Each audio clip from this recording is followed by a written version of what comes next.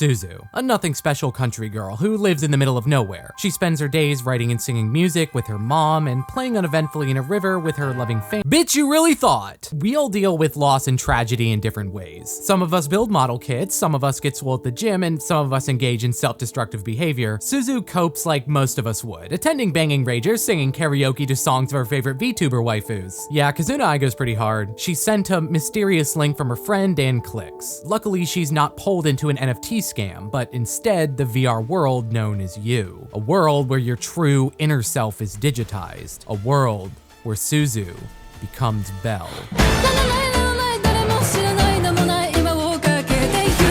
Belle is the newest film from legendary director Mamoru Hosoda, known for directing Digimon Our War Game, a film about teenagers fighting in the metaverse, and Summer Wars, a film about teenagers fighting in the metaverse, and has crafted another masterpiece, one that earned him a 14-minute standing ovation at the Cannes Film Festival and is about teenagers fighting in the metaverse. But this one isn't a barren grassland, it's some generic VR MMO isekai. Oh, you thought I wasn't gonna find a way to make fun of isekai? You is a gigantic, endless landscape stretching out into the horizon, composed of arrays of skyscrapers that all meld together to really seem like some kind of floating computer chip, which is really quite fitting for a world in which everyone is vying to become a niche internet micro-celebrity. Hosoda teamed up with Iris Studio Cartoon Saloon to create this universe, and it's positively jaw-dropping. But maybe you sitting there in your Epic Gamer racing chair watching on your PC with a totally legitimate copy are unconvinced. However, seeing this on a theater screen was a totally surreal experience. The scenery really felt like it stretched out forever, swallowing you in your jumbo popcorn bucket hole. I've seen many an anime film in a cinema, Weathering with You, literally every Ghibli film, Perfect Blue, now that was fucking nuts, but none were quite like Belle. The infinite nature of you reflects the infinite possibility given to its inhabitants. Because you see, when you log in for the first time, you don't create a character is created for you. Suzu's personalities and memories are analyzed to create her alternate self, and while in the real world her voice has been lost to,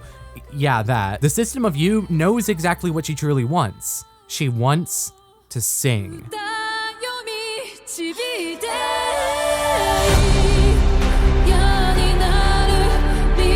If the visual spectacle of the virtual reality sucked me into the screen, Belle's almost angelic singing is really what kept me firmly planted in my seat. Mere seconds of her performance seem like they go on for hours as your eyes are transfixed as these weird Neopets things in the background. It's epic, it's awe-inspiring, it's cinematic. Cinematic is a word that's rarely used in the context of anime, as few can really fit that definition. Shonen flicks, romantic tearjerkers, whatever the fuck Promare was, all look great on the big screen. And watching one with a crowd of your fellow anime weirdos all cheering on for Deku destroying a villain adds a new layer to that experience. Assuming nobody starts screaming shitty TikTok meme. Eren Yeager. Eren Yeager. Deku's a sussy baka. But even still, many still feel as just a louder, wider version of what you can already watch on Crunchyroll. But Belle is cinema. All the sights and sounds are designed to be all-consuming. The sheer power of the sound design shakes you in your seat. Glass doesn't break in this film, it shatters. And before you can really enjoy your newly found tinnitus, the shards feel as if they're gonna burst through the screen and turn you into an Attack on Titan character. The world of you is a sensory experience beyond what is merely on screen, and Belle is a film that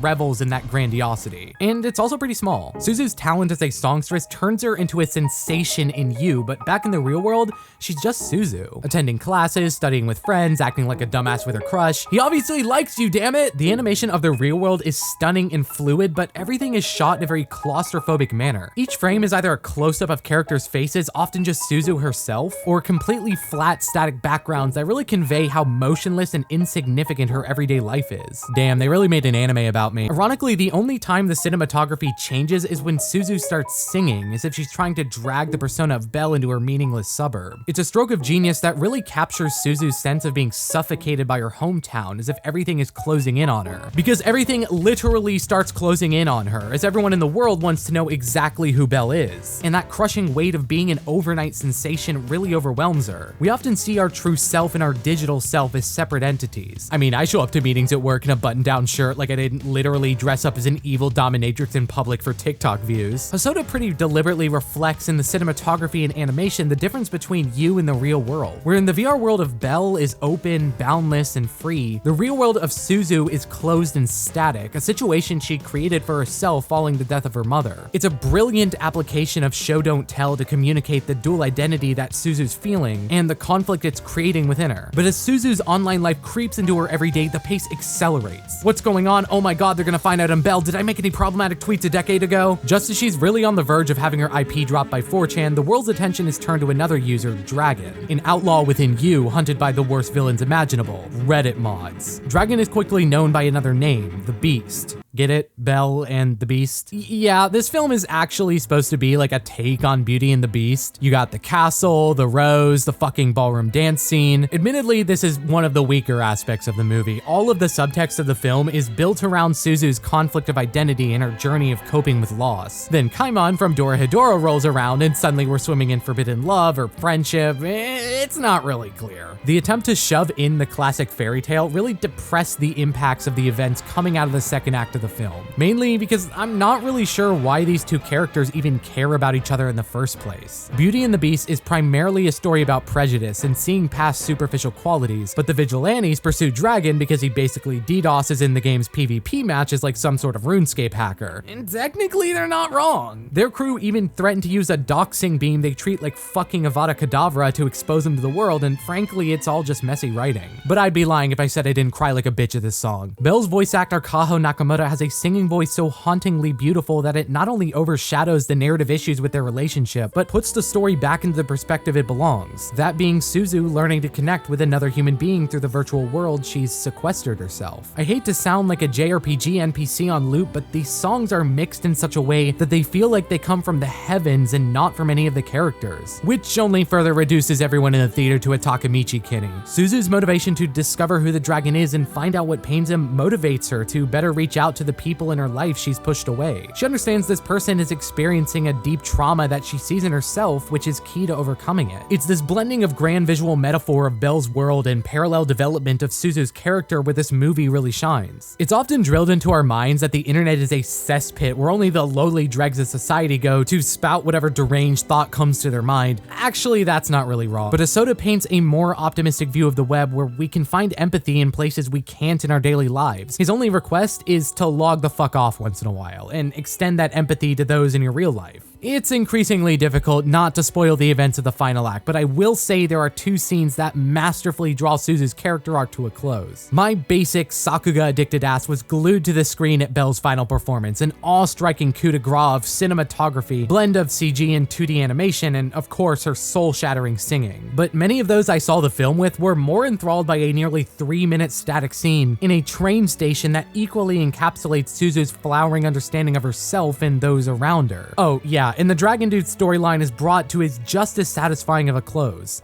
Though I'll refrain from being an Attack on Titan Twitter fan and let you figure that one out for yourself. But let's be real, most of you are just sheep hoping I'll spoon feed you a thumbs up or thumbs down and whether or not you should risk catching the plague in order to see it in theaters. Belle is not Mamoru Hosoda's best film. Its approach towards shoehorning its classic source material into an otherwise unrelated plot is pretty awkward and clumsy. But from a presentation standpoint, both the utilization of visuals and sound are not only the best of his resume, but utilize the medium in a fashion I simply have never seen. Many anime, even the best films, feel as if each aspect is a separate experience. They have good writing, good animation, good soundtracks, but Belle is a holistic artistry. Nothing feels like it can be separated from the larger work and thus become something much, much greater than the sum of their parts. But perhaps it really came at the right time, as it feels like we're drifting further apart, with only social media and monkey PNGs to connect us. Belle is a lesson on how to perhaps merge the attachments we feel in the virtual world to something powerful,